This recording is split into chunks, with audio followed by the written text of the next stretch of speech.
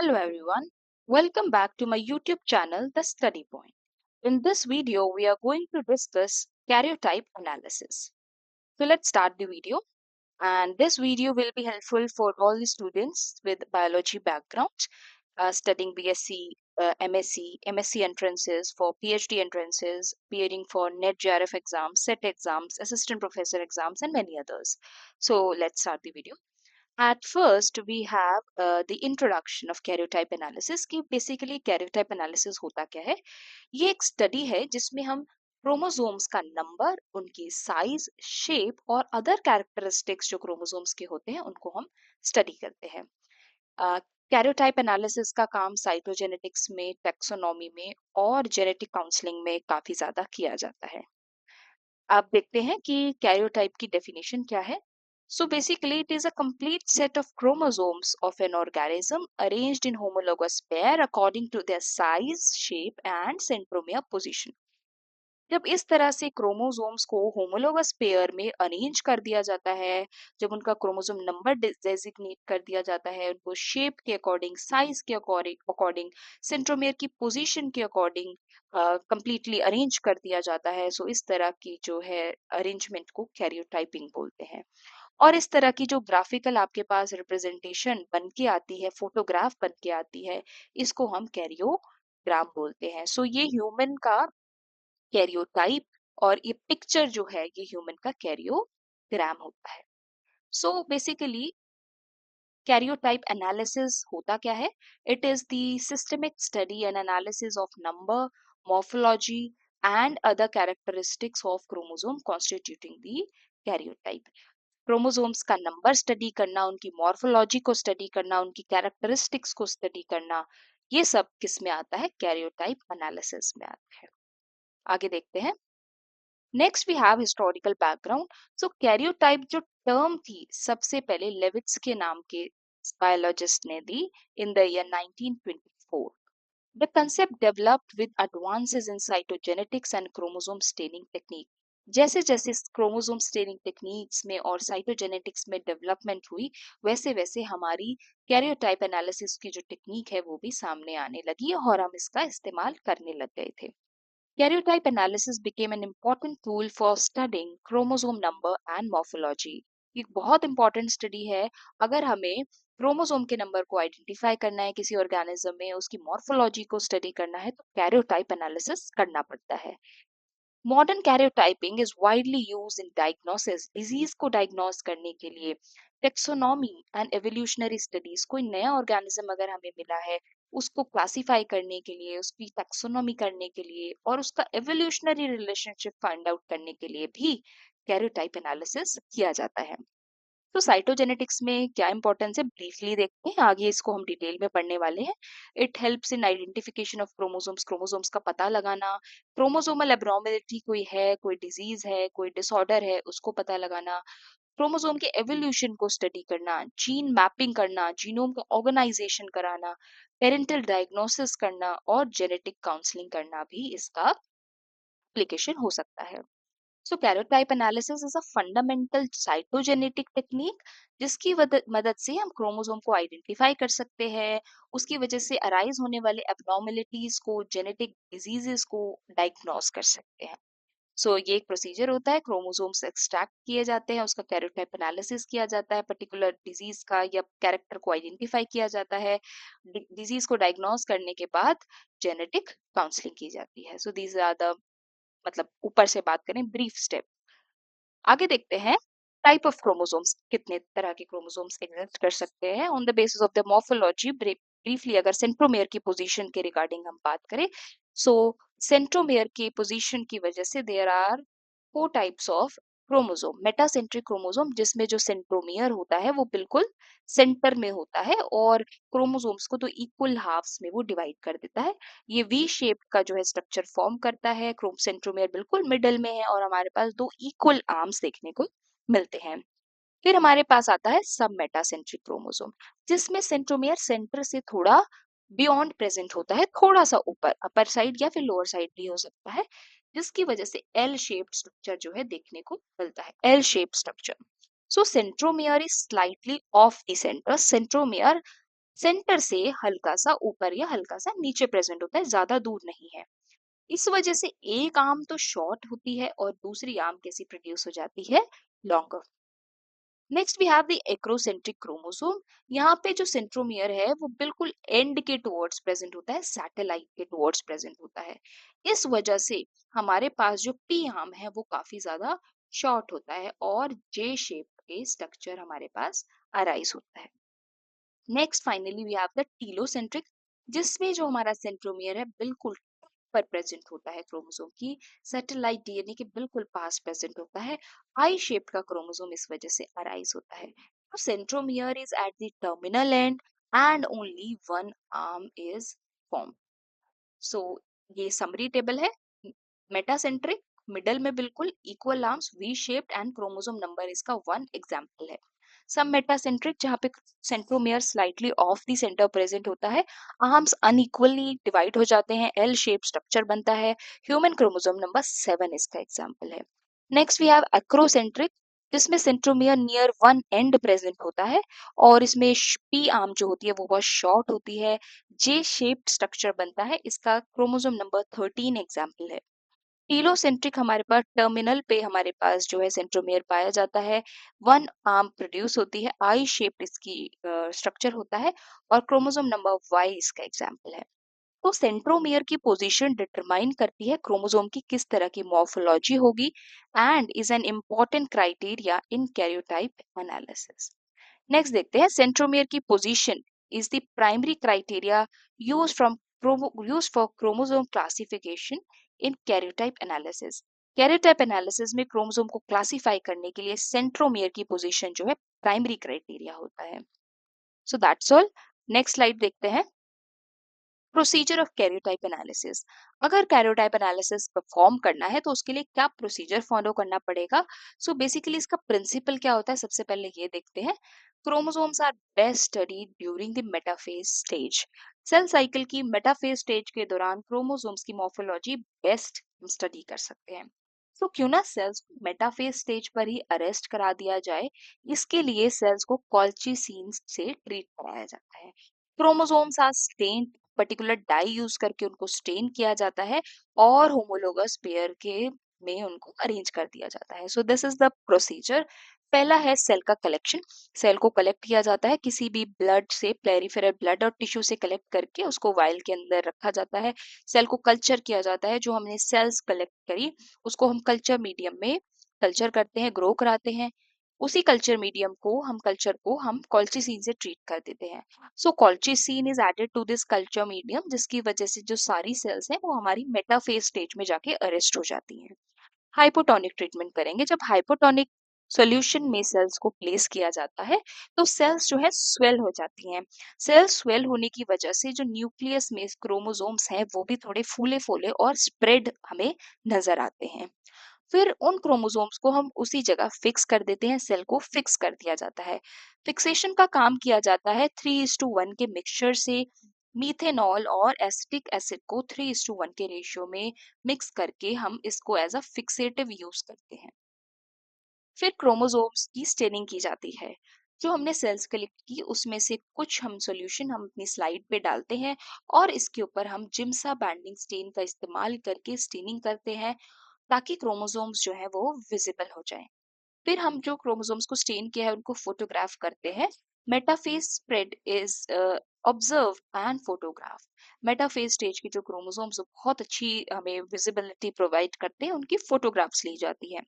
फिर उनका कैरियोटाइप को हम कंप्यूटर की मदद से कैरियोटाइप को प्रिपेयर करते हैं। क्रोमोसोम्स को कट करके उनको अरेंज करते हैं होमोलोगस पेयर में और कैरियोग्राम का फॉर्मेशन करते हैं। इस तरह का जो पूरा डायग्राम होता है इसको कैरियोग्राम बोलते हैं। एंड फाइनली इन क्रोमोसोम्स की स्ट्रक्चर को, मॉर्फोलॉजी को, नंबर को हम स्टडी करके उसका एनालिसिस करते हैं और डेटा को इंटरप्रेट किया जाता है। सो ये पूरा प्रोसीजर था किस तरह से कैरियोटाइप का एनालिसिस होता है। नेक्स्ट कुछ बात करते हैं ह्यूमन क्रोमोसोम्स के बारे में। तो ह्यूमन जो है वो डाइप्लॉइड ऑर्गेनिज्म है। 2n = 46 कंडीशन देखने को मिलती है। 23 पेयर्स क्रोमोसोम्स पाए जाते हैं जिसमें से 22 ऑटोसोम्स है and 1 pair is sex chromosome. Male में 46 प्लस एक्स मेल में 46 पाए जाते हैं जिसमें से दो क्रोमोसोम्स एक्स वाई कंडीशन में है। फीमेल्स में भी 46 with x x condition. So 22 pair जो है ऑटोसोम्स की and 1 pair is of sex chromosome. ये फीमेल का कैरियोटाइप आपको गिवन है, ये मेल का कैरियोटाइप इस तरह से दिखता है। नेक्स्ट अगर हम बात करें कि इस कैरियोटाइप का क्या सिग्निफिकेंस है साइटोजेनेटिक्स में, तो साइटोजेनेटिक्स बेसिकली सेल की स्टडी होती है। सेल की हमारे जो डीएनए होता है, क्रोमोसोम्स होता है, जीन्स होते हैं, उसकी स्टडी को साइटोजेनेटिक्स कहा जाता है। सो साइटोजेनेटिक्स में क्या यूज है कैरियोटाइप एनालिसिस का? सो बेसिकली पहला है यहाँ पे डायग्नोसिस में हम किसी भी तरह की क्रोमोसोमल एबनॉर्मलिटी या फिर डिसऑर्डर को डायग्नोस कर सकते हैं।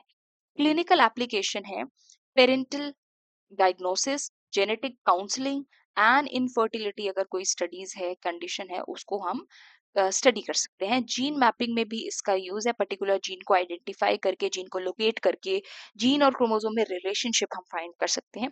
एवोल्यूशनरी वाइज भी ये बहुत ज्यादा, एवोल्यूशन वाइज भी बहुत ज्यादा यूजफुल है। हम स्पीशीज में रिलेशनशिप फाइंड आउट कर सकते हैं, कौन कितना पुराना है, कौन किससे ज्यादा रिलेटेड है, इन चीजों का पता लगाया जा सकता है। और cancer research, drug development, genome studies में भी इसका जो है यूज किया जाता है। सो ये बातें यहाँ भी लिखी हुई हैं। आइडेंटिफिकेशन ऑफ क्रोमोसोम, क्रोमोसोम्स को आइडेंटिफाई करना, कैरेक्टराइज करना, क्रोमोसोमल एबनॉर्मलिटीज को फाइंड करना जैसे कि इनियोप्लॉइडी, पॉलीप्लॉइडी, ट्राइसोमी, मोनोसोमी। कुछ स्ट्रक्चरल एबिरेशंस जैसे कि डिलीशंस, डुप्लीकेशन, इन्वर्जन, ट्रांसलोकेशन, उनको स्टडी करना, जीन की मैपिंग करना, evolutionary studies, phylogenetic relationships find out करना, जीनोम का साइज, स्ट्रक्चर, ऑर्गेनाइजेशन को स्टडी करना भी इसके एप्लीकेशंस हैं। सो डाउन सिंड्रोम में जो कंडीशन होती है वो 47 क्रोमोसोम्स पाए जाते हैं, 46 की जगह there is trisomy of 21st chromosome. So ये हमें कैरियोटाइप एनालिसिस करके ही पता चलता है। टर्नर सिंड्रोम जिसमें एक एक्स क्रोमोसोम प्रेजेंट होता है, तो उसमें भी जो है इस कैरियोटाइप एनालिसिस करके, स्टडी करके हम पता लगा लगा सकते हैं। क्लाइनेफेल्टर सिंड्रोम जहाँ पे एक एक्स्ट्रा एक्स क्रोमोसोम पाया जाता है, XXY कंडीशन होती है, ये कंडीशन भी कैरियोटाइप एनालिसिस से हम पता कर सकते हैं। स्ट्रक्चरल एबनॉर्मलिटीज में deletion, duplication, inversion, translocation. Deletion जहाँ पे एक सेगमेंट का लॉस कर दिया जाता है, क्रोमोसोम सेगमेंट का लॉस। डुप्लीकेशन जहाँ पे एक पर्टिकुलर सेगमेंट डबल या डुप्लीकेटेड मैनर में पाया जाता है। इन्वर्जन जहाँ पे सीक्वेंस उल्टा कर दिया जाता है रिवर्स मैनर में। और ट्रांसलोकेशन जहाँ पे एक्सचेंज ऑफ सेगमेंट्स हमें देखने को मिलते हैं between the non homologous chromosomes. So ये सारे इसके एप्लीकेशंस हैं। नेक्स्ट अगर हम बात करें टेक्सोनॉमी में, सो बेसिकली टेक्सोनॉमी वो ब्रांच है साइंस की जहाँ पे हम किसी पर्टिकुलर ऑर्गेनिजम्स को डिस्क्राइब करते हैं, उसको क्लासिफाई करते हैं कि ये इस ग्रुप से बिलोंग करता है, और उसके कैरेक्टरिस्टिक्स को हम आइडेंटिफाई करते हैं। सो इसमें भी कैरोटाइप एनालिसिस का बहुत ज्यादा इस्तेमाल किया जाता है। पहला है कि स्पीशीज को आइडेंटिफाई करने में हमें कोई अननोन स्पीशीज मिली जिसके कैरेक्टर्स हमने नोट डाउन किए, फिर वो स्पीशीज किस ग्रुप को बिलोंग करती है ये हम कैरोटाइप एनालिसिस से पता कर सकते हैं। उस ग्रुप को, उस ऑर्गेनिज्म को क्लासिफाई किस ग्रुप में करना है, ये भी कैरोटाइप एनालिसिस से किया जा सकता है। फिर एवोल्यूशनरी रिलेशनशिप्स फाइंड करना, क्रोमोसोमल एवोल्यूशन किस मैनर में हुआ वो पता करना, और इस सारे चीजों के कारण हम उसको किस तरह से, अगर वो उसको थ्रेट है एंडेंजर्ड होने का या फिर एक्सटिंक्ट होने का, तो किस तरह से हम उसको बायोडाइवर्सिटी को कंजर्व कर सकते हैं, इसकी भी हम स्टडी कर सकते हैं। जैसे कि हम कैरियोटाइप की मदद से हम कंपैरिजन भी कर सकते हैं। कैरियोटाइप एनालिसिस से ह्यूमन का ये हमारे पास कैरियोटाइप है, ये चिंपैंजी का है, काऊ का है, ड्रोसोफिला का है। किस तरह इनमें डिफरेंसेस होते हैं, इस चीज को भी कंपेयर किया जा सकता है। It is helpful in cytotaxonomy, chromosome का नंबर, साइज, शेप, स्ट्रक्चर पता करने के लिए, स्पीशीज को आइडेंटिफाई करने के लिए। क्रोमोसोम फिंगरप्रिंट भी इसको बोला जाता है, जो कि बहुत ज्यादा स्पीशीज स्पेसिफिक होते हैं।